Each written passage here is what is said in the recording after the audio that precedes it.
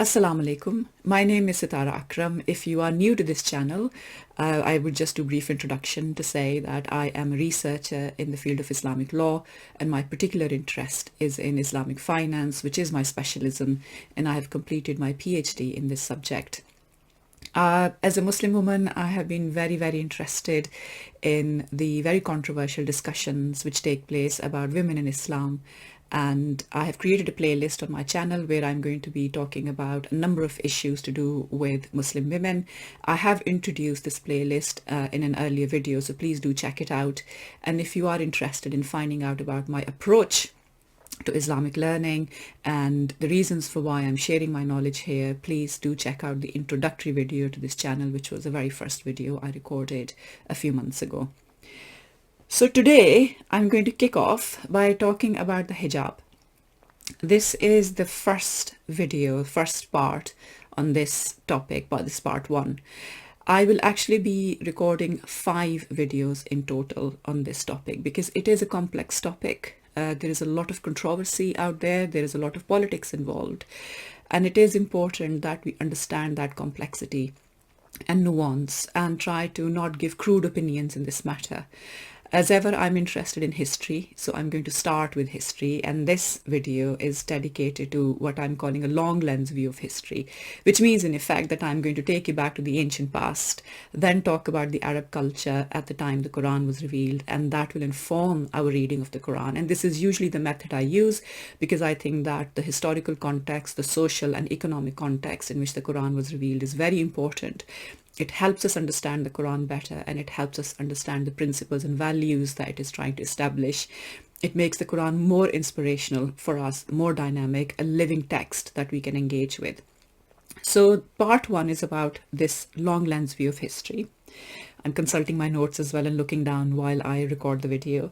Part 2 is going to be the interpretation of Surah Al-Ahzab, which is the 33rd chapter of the Quran, and there are some verses in there which refer to the veiling of women, Muslim women. In part 3, I will discuss the interpretation of Surah Al-Nur, in which the so-called hijab verses are found. Now, the word hijab is never used in the Quran to refer to an item of clothing. However, the Surah Nur verses have often been called the hijab verses, so we'll delve into those in a bit more detail. In part 4, I'm going to talk about how the matter of hijab and veiling and seclusion has been treated in our fiqh literature, which is our literature to do with legal reasoning, both the principles of legal reasoning and the substantive rulings we derive from that. So that's called Islamic law and legal theory. So we'll see how the idea of hijab is treated in there.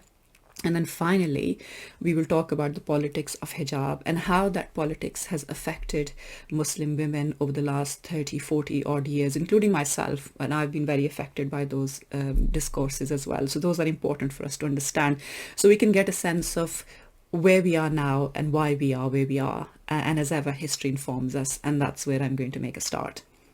So the reason why I'm going to calling it long lens is because I'm actually going to start talking to you about what life for women was like in 13th century BC. So now we're talking about roughly 3,500 years ago. And when anthropologists look at the human civilization and they look at human culture, etc., people who go even further back, I mean, this is speculative, I have to do more research on that, so I don't want to go on record to say I definitely know this, but I have come across some literature that says that the practice of veiling or seclusion of women actually started when human societies started to become more patriarchal. And patriarchy itself, when we look at its history, tends to emerge on the scene when human beings start to settle down in agrarian economies. So we move from hunting-gathering economies and hunting-gathering societies and nomadic societies where people used to travel from one place to another looking for food, to actually developing settlements in villages. And when those settlements in villages appear, that's when patriarchy appears, and that's also when veiling and seclusion appear. More research is needed in that area, but I have read some literature around that. We do know a little bit more about the Assyrian culture now, and the Greek culture as well. Now, the Assyrians were, Assyria was a kingdom, an ancient kingdom, and roughly in the area which is to the northeast of Iraq, today's Iraq, modern day Iraq, okay, it was part of the area that is called Mesopotamia. Now, Mesopotamia was modern-day Iraq and some bits of land from Syria, Iran, Kuwait, and southern Turkey. Okay, that was Mesopotamia. And on the northeast side of it was the Assyrian kingdom. In the Assyrian kingdom, in 13th century BC, the use of the veil was highly regulated. Okay, so we just quickly look at my notes around this. So what we find from the early Assyrian legal texts is that the use of the veil was regulated, and elite women could wear the veil. So elite aristocratic women would veil themselves. Slave women were forbidden from wearing it. This is important, okay? Some of these themes are going to be recurring themes when we look at the Arab society as well, and some of these themes will actually emerge in the Quran. Some of these references will emerge in the Quran. Veiling and seclusion was also practiced by wealthy Greek women. So again, wealthy, aristocratic, elite Greek women were secluded and they were veiled. In Judaism, the modern interpretation is that married women cover their heads. But in ancient Judaism, this covering of the head was considered to be a practice of modest and pious women. And if we look at early Christianity, we find that the virgins who became brides of Christ and gave their lives to the church wore a veil. So you can now immediately link it to Christian wedding ceremonies as well, where the woman, the bride, wears a veil and the veil is lifted by her husband, which shows that she's now giving herself to her husband in marriage. Okay, that's the symbolism behind it. So this idea of veiling actually harks back to the idea of purity and virginity, because a lot of Christian women who were veiled were actually part of churches and convents where they practiced celibacy. So they were chaste women. They would never engage in any sexual relations, and they wouldn't marry. Now, I want to read out a little bit from Asma Barlas at this point. By the way, I've given all of the sources that I've cited in this video. I have listed them in the description to the video, so you don't need to worry about, taking notes or trying to remember all of that. But let me just give you a sense of what ancient societies were like, and how the Arab society was actually very similar to what we know about these ancient societies. And you can see in this just how difficult things were for women. So I'm reading from Asma Barlas, Believing Women in Islam. I'm reading patriarchal interpretations of the Quran. And I am reading, I'm on page 197, and I'm going to read to page 198. So sorry, that's a little bit of reading in your well, not extended, but quite a bit of reading. And it's important for me to read it out because it does bring a lot of the historic context together for us in a very succinct way. So Asma Barlas writes, the misogyny and sexism of Arab culture, especially at the time of the Quran's revelation, have been well documented by Muslims themselves. However, the Arabs did not invent sexual inequality or discrimination. No society in the 7th century was egalitarian, since no society at that time recognized women as full human beings or as moral agents or as independent legal persons. As Leila Ahmed has shown, misogyny was endemic to most cultures at the time.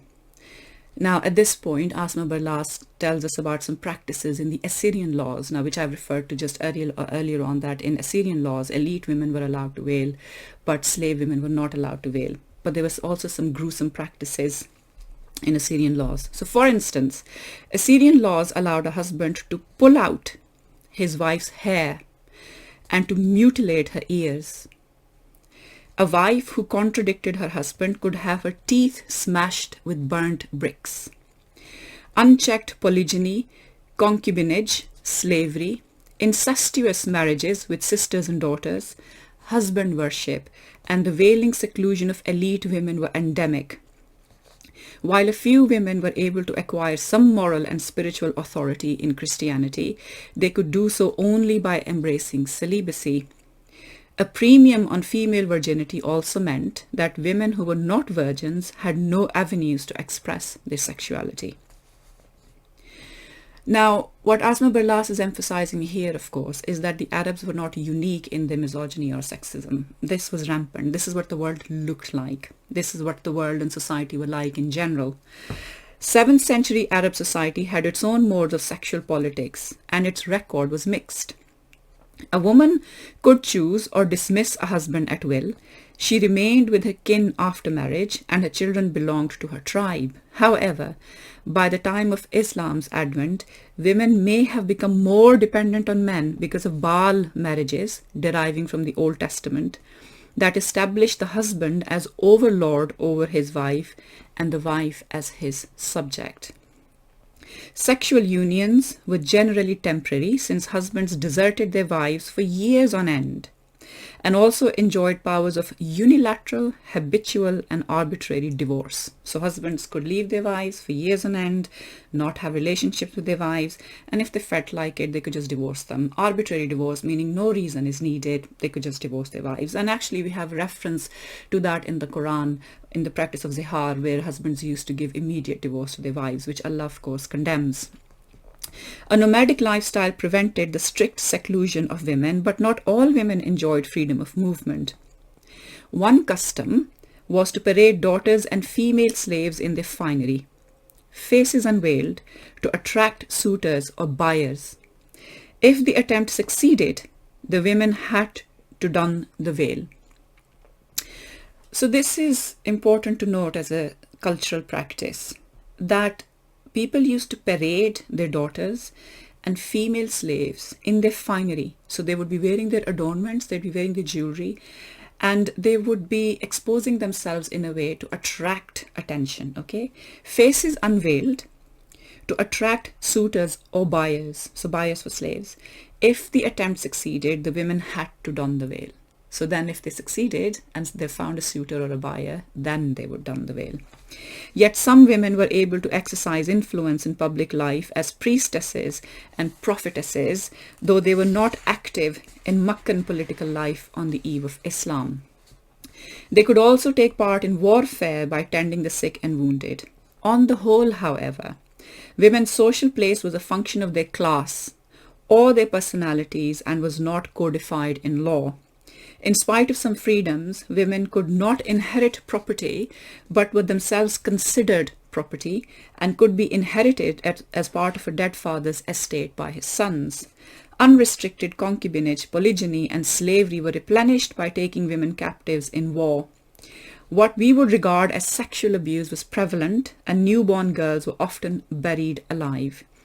This was the milieu in which the Qur'an was revealed and interpreted. And it is in the light of this milieu that the radicalism of the Qur'an's teachings on the family, marriage, and sexual relationships becomes fully apparent. And I would add that once we know the background, we can then appreciate how radical the Qur'an was in changing the lot of women, and how progressive the Qur'an was in changing the lot of women.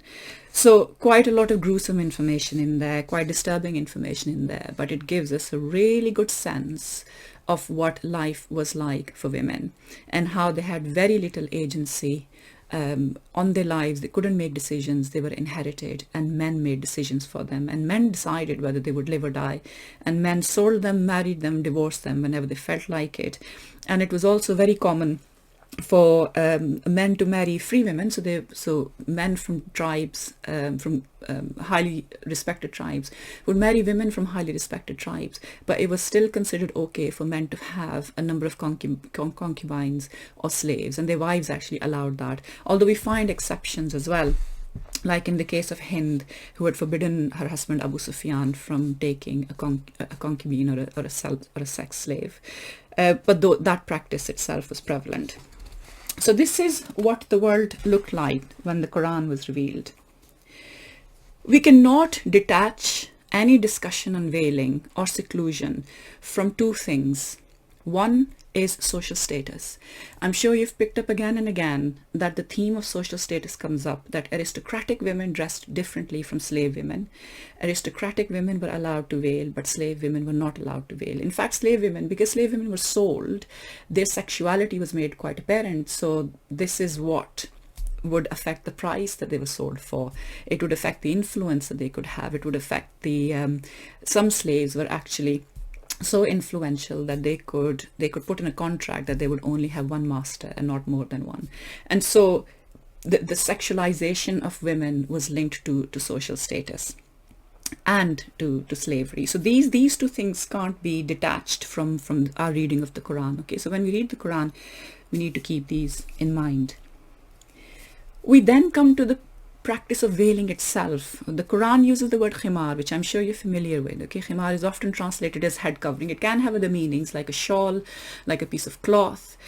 Often it is translated as a head covering. Now, the khimaar was not uniquely practiced by women, and this is important to understand as well. The khimaar or head covering was actually used by both men and women, and you might ask why. The reason for that is that Arabia was a very hot country, and wearing a head covering actually is a practice you see in other countries as well. Like in Pakistan, you will see that men and women, especially those who work outdoors or work on farms, they always put what we call a rumal. So men wear a rumal, or it's like a very large handkerchief that they put on their shoulder. If it gets very hot, they tie it on their head and then cover their neck with it to try to reduce the exposure to the sun beating down on them and the intense heat.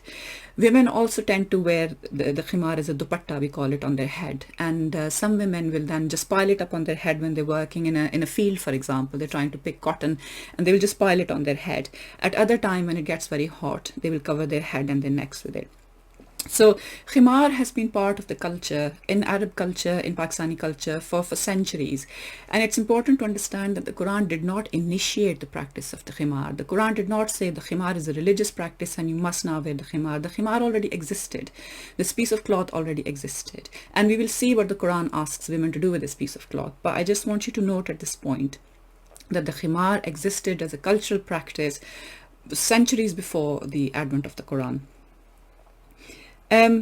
A couple more points I want to make here, just linking the question of veiling back to social status and some evidence that we find in hadith as well. Okay, let me just quickly bring up my notes.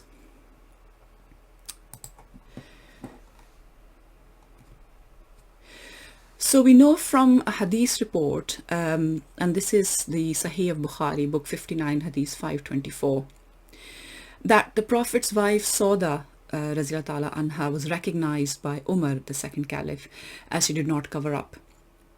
Women who participated in battles did not practice a veil, even at the time of the Prophet. I mean, you can't go to battle and be fighting people with a sword and then also be wearing a veil. Veiling was also tied up with social status, as we've seen in earlier history.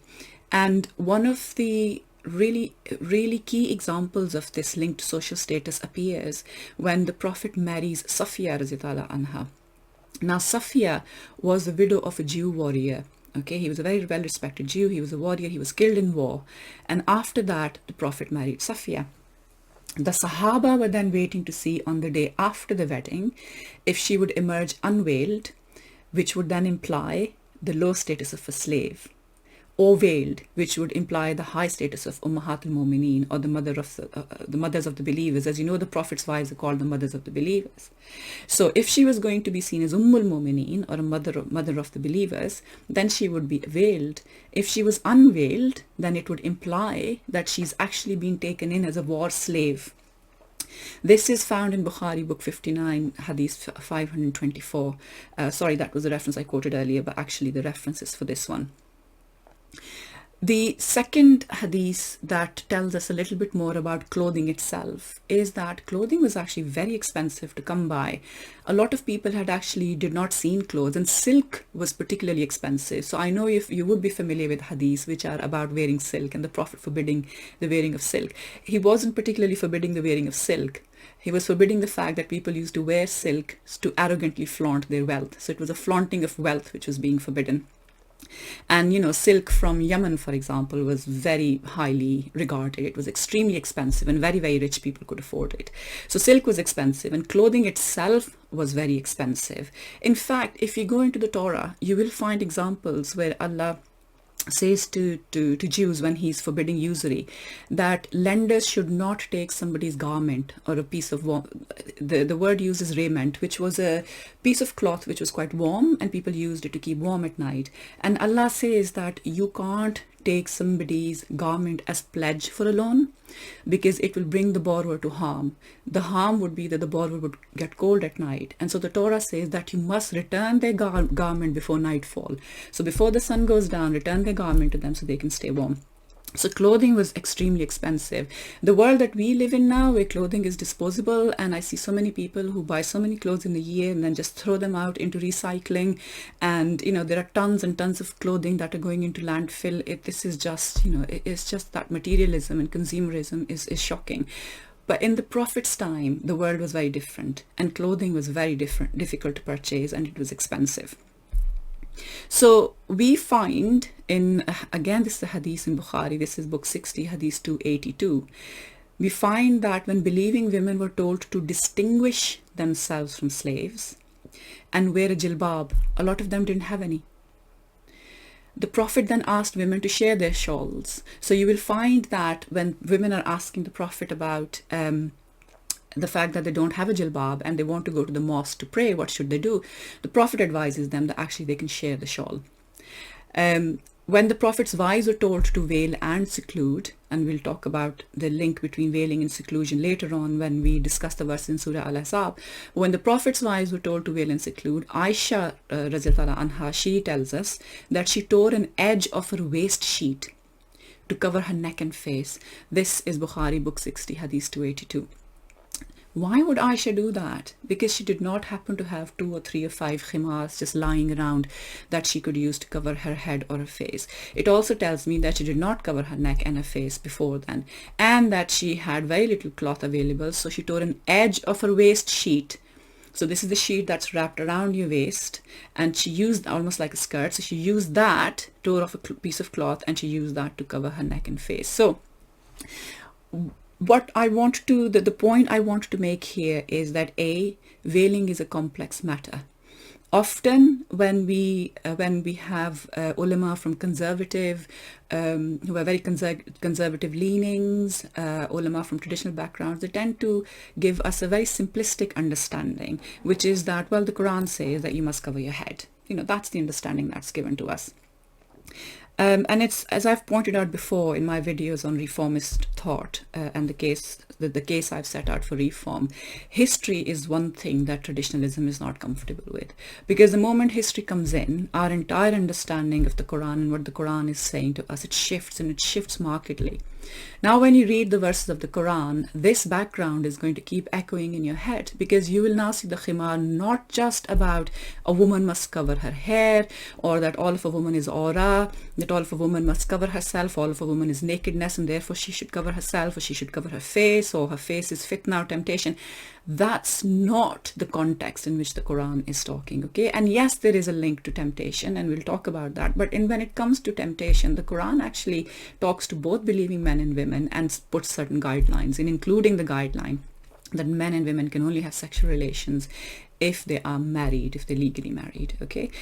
But in the case of the khimaar, in the case of the head covering, in the case of veiling, in the case of seclusion, all of these practices, which are often seen as a command around dress codes, is actually not just a command around dress codes, okay? There is a very important historical cultural context sitting there, which is telling us that veiling has to do with social status, seclusion has to do with social status, that veiling was something that was highly regulated in society, and that women had very, very difficult lives at that time, and they were just seen as property, they were just seen as sexual objects, and they were often abused, and they were also sold as slaves, okay? So all of these are important things, and the key takeaway from here is that the Quran did not initiate the practice of veiling, and at no point does the Quran say that veiling is a religious practice. It does not make a claim like that. So when we interpret the verses of the Quran, inshallah, in the next couple of episodes,